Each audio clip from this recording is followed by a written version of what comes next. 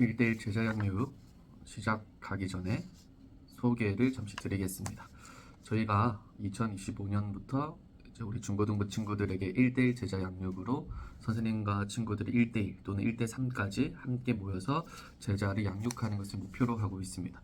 원래는 1대1 제자 양육 교재로만 하려고 했는데 새가족 양육 교재가 내용이 참 좋아서 1대1 제자 양육을 하기 전에 새가족 양육 교재 내용으로 먼저 1주에서 2주 정도 해주시고 그 이후로 1대1 제자 양육 한 7주에서 좀 10주 총 한 10주, 12주 사이 정도를 아이들과 1대1로 또는 1대3까지 만나시면 됩니다. 12주간의 기간이라서 어떻게 보면 참 긴 기간이에요. 그리고 때때로는 또 연기가 될 수 있어서 12주가 뭐 20주, 30주가 될 수도 있고요.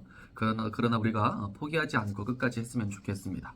먼저 제가 교사 원래 때 나눠드린 종이들을 보면은 1대1 제자 양육을 시작하기 전에 알아야 할 내용들이 있습니다. 먼저 첫 번째 질문은 예수님은 우리를 교인으로 부르셨을까요? 예수님의 제자로 부르셨을까요? 라는 질문인데요. 당연히 예수님께서는 저희를 제자로 부르셨습니다. 그 다음 두 번째 질문은 1대1 제자 양육을 왜 해야 할까요? 왜 받아야 할까요? 첫 번째, 제자 양육은 교회의 중심 사역이에요. 제자라는 단어가 신약 성경 사복음서에 234회가 나오죠. 그리고 두 번째, 예수님께서 제자들에게 주신 사명이기에 제자 양육을 해야 합니다. 세 번째, 사도들의 목회 중심 사역이었습니다. 사도행전 이후에 또한 기독교가 로마로부터 하나의 종교로 인정될 때까지 약 200여 년이 걸렸다고 하죠. 수많은 박해 가운데서 이 교회에는 로마에서 어떻게 살아남을 수 있었을까요? 교회의 정식 멤버가 되려면 세례를 받고 정식 교인으로서 활동을 하려면 이 3년의 제자 훈련을 받아야 했다라고 전해집니다. 제자 훈련을 3년 동안 받았기 때문에 그들이 이 말씀 위에 굳게 서서 그 수많은 핍박을 이겨낼 수 있었다라고 합니다. 네 번째로 제자 양육은 사도 바울의 중심 사역이었습니다. 그 다섯 번째로 제자 양육은 예수님이 완수하신 사역이에요. 예수님께서 십자가에 달려 돌아가실 때에 다 이루었다라고 말씀을 하시는데 첫 번째는 이 구원의 통로를 만드신 것, 그리고 두 번째로는 제자 양육을 다 이루었다라고 우리가 볼 수 있다라는 것이죠. 예수님께 훈련받은 제자들이 교회를 세우고 그들에 의해서 복음이 땅끝까지 전해졌기 때문입니다. 그리고 전해지고 있습니다. 여섯 번째, 제자 양육은 선교의 중심 사역이 되어야 합니다. 1대1 제자 양육이란 무엇일까요? 말씀과 삶이 함께 나누어지는 것이 1대1이 갖고 있는 큰 매력 중에 하나입니다. 우리가 친구들과 만나면서 선생님들의 삶을 친구들에게 이야기해주면 됩니다. 삶이 빠진 성경 공부는 결코 학생들의 삶을 변화시킬 수 없다라는 것을 꼭 기억해 주세요. 두 번째로 양육자와 동반자가 함께 성장합니다. 선생님들도 이 수업을 준비하면서 양육 시간을 준비하면서 점점 자신의 신앙이 성숙해지고 체계화된다라는 것을 우리가 느낄 것입니다. 세 번째로 그리스도가 다스리시는 삶을 배웁니다. 키 그림을 보면 이 중심은 예수 그리스도이지만 바깥선을 보면 그리스도가 다스리는 삶이라고 쓰여져 있습니다. 1대1 제자 양육의 궁극적인 목적은 그리스도가 다스리는 삶을 배우는 것입니다. 네 번째로 묵상이 일상이 되도록 합니다. 다섯 번째로 성령의 역할이 강조됩니다. 제자 훈련을 시작하게 하시고 그 훈련을 진행하게 하시는 분이 성령님이라는 것을 전제로 합니다. 성령 하나님이 감동하게 하지 않으면 사람은 변할 수 없습니다. 성령 하나님이 역사하지 않으면 진리를 깨달을 수 없습니다. 성령의 능력이 아니면 말씀을 자신의 삶에 적용할 수가 없습니다. 그래서 처음부터 끝까지 철저하게 동반자 가정이든 어떠한 가정이든 성령님이 주장하시고 이끌어 가시도록 내어 맡기는 것이 가장 중요합니다. 1대1 제자 양육의 목적은 첫 번째로 구원의 확신을 갖도록 훈련하는 것이고요. 두 번째로 신앙의 틀을 만들어주는 것이고, 세 번째로 성숙한 교인으로 생활하게 하는 것이고, 네 번째로 세상 속에서 건강한 신앙인으로 살도록 합니다. 1대1 제자 양육이 추구하는 제자의 모습은 삶의 우선순위를 예수님께 두고 사는 자들, 두 번째로 예수님이 주신 사명에 헌신하는 자들, 세 번째로 예수님의 다스리심을 받으며 사는 자들, 네 번째로 사랑에 성숙한 자들, 이러한 모습들이 이 1대1 제자 양육이 추구하는 제자의 모습입니다. 자세한 내용들은 이 나누어준 유의물을 참고해 주세요. 다음으로 1대1 제자 양육 주의사항입니다. 첫 번째로 2시간을 최대로 합니다.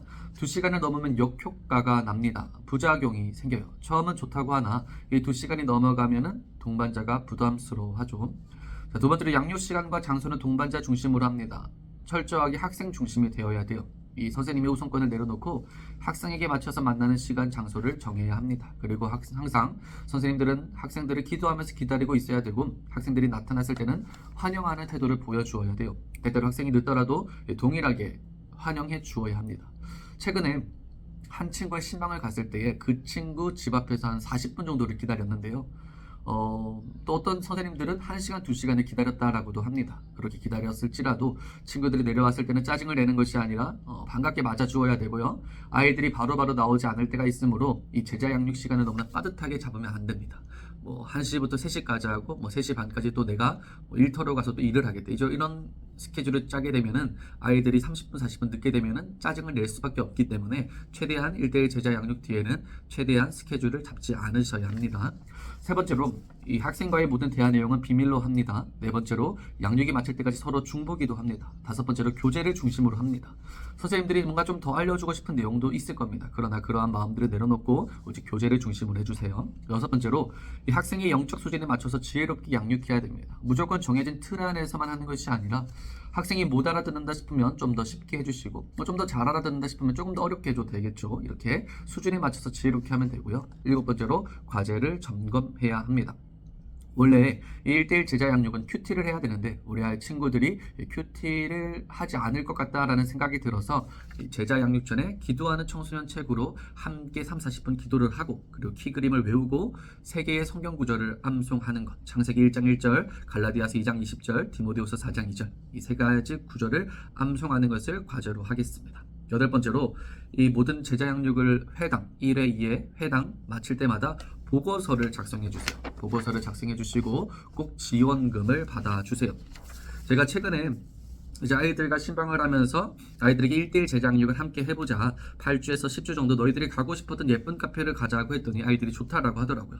예쁜 카페는 보통 한 잔에 10,000원 또는 10,000원 이상을 해요. 그리고 식사는 1인당 10,000원에서 20,000원 정도 합니다. 총 25,000원을 평균 잡아도 학생이나 선생님들 다 더하면은 1회당 선생님 돈이 5만 원이 나가게 돼요. 그래서 우리가 이번에 예산을 측정하면서 회당 지원금 15,000원을 잡아놨습니다. 어떻게 보면 15,000원이 커지만 선생님들이 쓰는 5만 원에 비하면 정말 결코 크지 않은 돈입니다. 최소한의 선생님에게 부담을 덜어드리고자 지원하는 것이기 때문에 선생님들이 10주, 12주를 하면 선생님들의 돈이 최소 한 40만 원 이상은 나가실 거예요. 그리고 시간도 나가겠죠. 그렇기 때문에 부담을 덜어드리고자 저희 부서에서 지원금을 드리는 것이기 때문에 꼭 받아주시면 감사하겠습니다. 아홉 번째로 철저하게 성령님을 의지하면서 진행하셔야 됩니다. 1대1 제자 양육 진행 순서는 먼저는 이 세가족 양육 교재를 해야 되겠죠. 이 양육 교재를 어떻게 진행하느냐는 먼저 영상을 올려드렸고요. 그리고 두 번째로 만났을 때는 이 OT, 오리엔테이션 시간을 가질 거예요. 그래서 먼저는 이 키 그림을 그려주면서 설명을 해야 되는데 이 키 그림을 어떻게 해야 되느냐도 이후에 영상을 올려드리도록 하겠습니다. 설명은 선생님께서 가장 쉽게 해주시면 되고요. 그 다음 두 번째로 아이들에게 과제를 안내해 주세요. 우리가 다음부터 만날 때는 기도하는 청소년들을 통하여서 한 30분 정도 기도를 할 거다. 그리고 이 키 그림을 암송해야 된다. 그리고 이 성경 암송 구절 3개를 암송해야 된다라는 것을 알려주세요. 다음으로 일과를 함께 공부해 주시고요. 과마다 도입부가 있는데 그 도입부는 학생들이 읽게 해주세요. 이것은 나중에 또한 이후에 영상으로 올려드리겠습니다. 함께 과를 공부했다라면 마무리를 해주세요. 선생님이 핵심 설명을 한 후 학생도 핵심 설명이 무엇인지를 이야기하게 하고 느낀 점을 이야기해 주세요. 10분 정도 정리를 합니다. 그 다섯 번째로 아이들에게 질문을 받았을 때에 모르는 부분을 아이들에게 질문했다라면 목사님에게 물어보고 알려줄게 라고 이야기해 주세요. 여섯 번째 다 끝나면은 보고서를 작성해 주세요.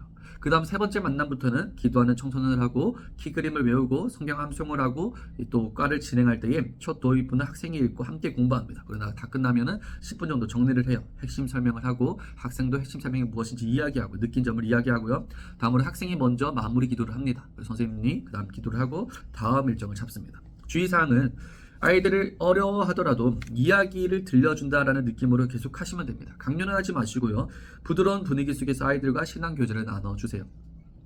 아이들을 만나기 전에 먼저 선생님들이 성경 구절도 책에 붙여줘야 되고 인덱스도 붙여줘야 되는데 이러한 과정들도 제가 영상으로 찍어서 올려드리도록 하겠습니다.